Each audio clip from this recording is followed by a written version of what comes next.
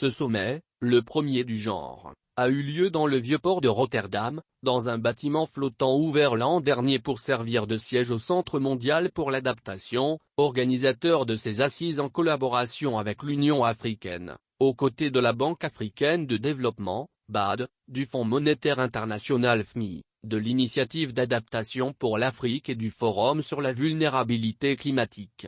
Cette rencontre de Rotterdam a réuni les Nations Unies, le monde des affaires et des chefs d'État et des gouvernements autour du thème réchauffement climatique, en vue d'accroître les soutiens d'investissement d'ici 2025, pour l'adaptation de l'Afrique au changement climatique. Dans son allocution prononcée lors de ce grand rendez-vous précédant la tenue de la COP27 prévue au mois de novembre, en Égypte, le président Félix Tshisekedi a déploré l'absence à ce sommet des leaders des nations industrialisées, pourtant pollueurs, qui auraient des réponses immédiates à donner. Il a, en outre, ajouté que l'Afrique a besoin de 36 milliards USD par an pour faire face au changement climatique, avant de rappeler l'expérience de la RDC qui se positionne comme pays solution face à la menace du changement climatique. Pour sa part, intervenant à la tribune de ce sommet de Rotterdam en sa qualité de président en exercice de l'Union africaine, le Sénégalais Macky Sall a fait, au nom du continent, un plaidoyer notamment pour l'engagement financier de 100 milliards USD par an de 2020 à 2030, l'affectation à l'Afrique d'une partie des obligations vertes et autres investissements verts et l'accès au financement climatique plus simple et transparent.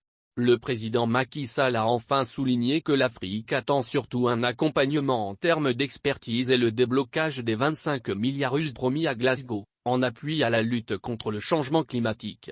En dehors des présidents Félix Tshisekedi et Macky Sall, d'autres dirigeants du monde tels Akufo-Addo du Ghana, Madame Kristalina, présidente du FMI Adesina, président de la BAD ou encore Ban Ki-moon, l'ancien secrétaire général de l'ONU, ont pris part au sommet de Rotterdam.